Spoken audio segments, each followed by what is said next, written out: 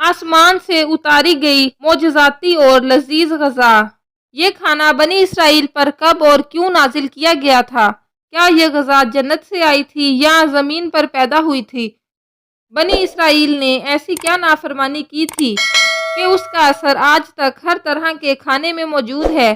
جب اللہ نے قوم بنی اسرائیل کو مصر سے نکالا اور انہیں فرعون سے نجات دے دی تو بنی اسرائیل نے حضرت موسیٰ علیہ السلام کی رہنمائی میں بحر احمر کو پار کیا اور فرعون اپنے لشکر سمیت سمندر میں غرق ہو گیا۔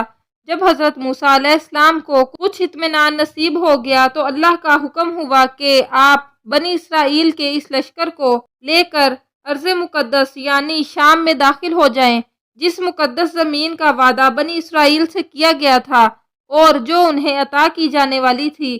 لیکن اس وقت زمین مقدس پر قوم عمالقہ کا قبضہ تھا، جو بدترین کفار تھے اور بہت طاقتور جنگجو اور نہایت ہی ظالم لوگ تھے۔ حضرت موسیٰ علیہ السلام بنی اسرائیل کو ہمراہ لے کر عمالقہ سے جنگ کے لیے روانہ ہوئے، جن کی تعداد 6 لاکھ تھی۔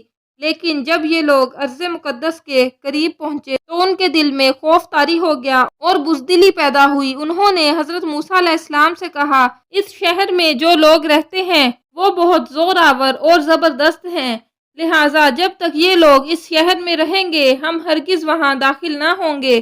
یہاں تک کہ بنی اسرائیل نے حضرت موسیٰ علیہ السلام سے یہ کہہ دیا کہ اے موسیٰ، آپ اور آپ کا خدا جا کر اس زبردست قوم سے جنگ کریں، ہم تو یہیں بیٹھے رہیں گے۔ ان کے اس رویے سے حضرت موسیٰ کو بہت صدمہ ہوا، لہٰذا اللہ نے انہیں یہ سزا دی کہ جس وادی میں انہوں نے پڑاؤ ڈالا تھا وہاں 40 سالوں تک وہ بھٹکتے رہے مگر اس میدان سے باہر نہ نکل سکے۔ اس میدان کا نام میدان تیہ تھا، جو 27 میل کے رقبے پر مشتمل تھا۔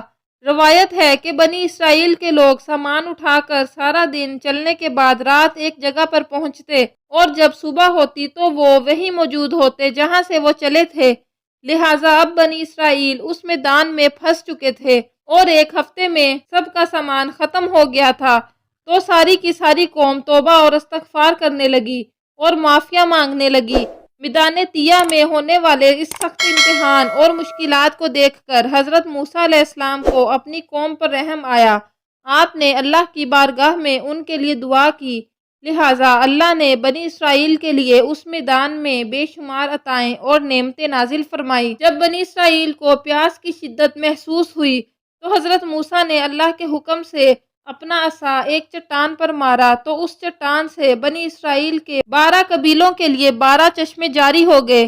چونکہ یہ وادی وسیع میدان پر پھیلی ہوئی تھی، وہاں سر چھپانے کے لیے کوئی جگہ نہ تھی اور دن کے وقت سورج کی دھوپ اور تپش سے بنی اسرائیل بدحال ہو جاتے تھے، لہٰذا دھوپ سے بچاؤ کے لیے ایک بہت بڑا سفید بادل سارا دن بنی اسرائیل کے لوگوں کے لیے سایہ کرتا تھا۔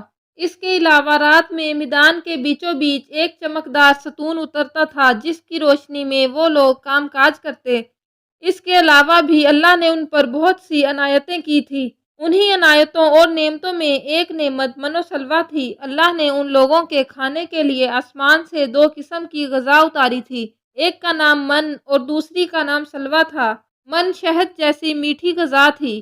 انجیل کی کتاب خروج میں لکھا ہے کہ جب وہ شبنم سوکھ گئی تو انہوں نے دیکھا کہ میدان میں چھوٹی چھوٹی گول چیز پڑی ہے جیسا کہ پالے کے دانے ہوتے ہیں۔ بنی اسرائیل اسے دیکھ کر کہنے لگے، من یعنی یہ کیا ہے؟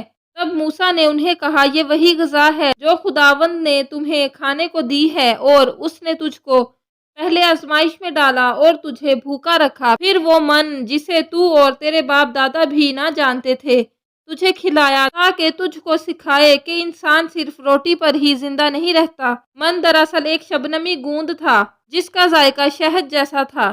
یہ گوند وہاں کے پیڑ پودوں کے پتوں پر جمع ہو جاتا تھا اور بنی اسرائیل روز اسے صبح سویرے جمع کر کے کھا لیتے، جو ہر شخص کے لیے تقریباً 4 کلو اترتی تھی۔ جو شخص اس وقت سویا رہتا وہ اس دن کی خوراک سے محروم رہتا۔ اور سلویٰ ایک قسم کا پرندہ تھا۔ جب شام کے وقت جنوب کی طرف سے ہوائیں چلتی تو ان پرندوں کے ہجوم بنی اسرائیل کے خیموں کے قریب آ کر بیٹھ جاتے، لہٰذا وہ لوگ انہیں بآسانی پکڑ لیتے اور بھون کر کھایا کرتے۔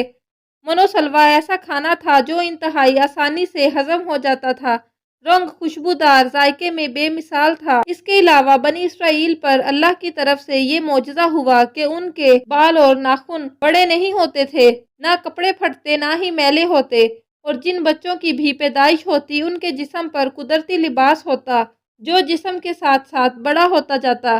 اس طرح اس وادی طیہ میں بنی اسرائیل منو سلوا اور ان چشموں کے سہارے ایک بہترین زندگی گزار رہے تھے۔ حضرت موسیٰ علیہ السلام کا یہ حکم تھا کہ روزانہ تم لوگ منو سلوا کو کھا لیا کرو اور کل کے لیے ہرگز اس کا ذخیرہ نہ کرنا۔ مگر بعض لوگوں کو یہ ڈر لگنے لگا کہ اگر کسی دن منو سلوا نہ اترا تو ہم لوگ اس میدان میں بھوکے مر جائیں گے، چنانچہ انہوں نے منو سلوا سے کچھ چھپا کر کل کے لیے رکھ لیا، لہٰذا نبی کی نافرمانی کرنے پر ایسی نحوست پھیل گئی کہ جو کچھ لوگوں نے کل کے لیے جمع کیا تھا وہ سب سڑ گیا اور آئندہ کے لیے اس کا اترنا بھی بند ہو گیا۔ لہٰذا حدیث مبارکہ میں رسول اللہ صلی اللہ علیہ وسلم نے ارشاد فرمایا ہے کہ بنی اسرائیل نہ ہوتے تو نہ کھانا کبھی خراب ہوتا اور نہ گوشت سڑتا۔ کھانے کا خراب ہونا اور گوشت کا سڑنا اسی طریق سے شروع ہوا، ورنہ اس سے پہلے نہ کھانا خراب ہوتا تھا اور نہ گوشت سڑتا تھا۔ ہم نے دیکھا کہ خدائے برحق نے بنی اسرائیل کی نجات کے لیے سمندر کو چیر کر راستہ پیدا کر دیا، وادی طیہ میں ان کے لیے بادل کا سایہ بھیجا، ان کے پینے کی خاطر بنجر میدان میں چشمے جاری کیے اور کھانے کے لیے آسمان سے منو سلوا بھی نازل کیا۔ لیکن ان تمام نعمتوں اور راحتوں کے ملنے کے باوجود بنی اسرائیل کے سرکش لوگوں نے اللہ پر توکل نہ کیا۔ انہوں نے خدا کے معجزات کو اپنی آنکھوں سے دیکھا تھا، لیکن اس کے باوجود انہوں نے کھانے کو اگلے دن کے لیے جمع کرنا شروع کر دیا۔ بالکل اسی طرح جب ہم کسی مصیبت اور پریشانی میں پھنسے ہوتے ہیں تو ہم یہ یاد نہیں رکھ پاتے کہ اللہ نے اس سے پہلے ہمارے لیے کیا کیا اور ہمیں کتنی نعمتیں عطا کی تھی۔ ہم صرف یہ دیکھتے ہیں کہ اس وقت ہم اتنی بڑی مصیبت میں پھنسے ہوئے ہیں، مشکلیں چاہے کتنی بھی بڑی کیوں نہ ہو جائیں۔ یہ یاد رکھنا چاہیے کہ ان مشکلوں سے بھی بڑا ہمارا پروردگار ہے جس کے لیے کچھ بھی ناممکن نہیں۔ اسی طرح رزق کی خاطر ہمیں آنے والے دنوں کی فکر کرنے کی ضرورت نہیں، کیونکہ خداوند پر بھروسہ رکھنے والوں کو وہ غیب سے رزق عطا کرتا ہے۔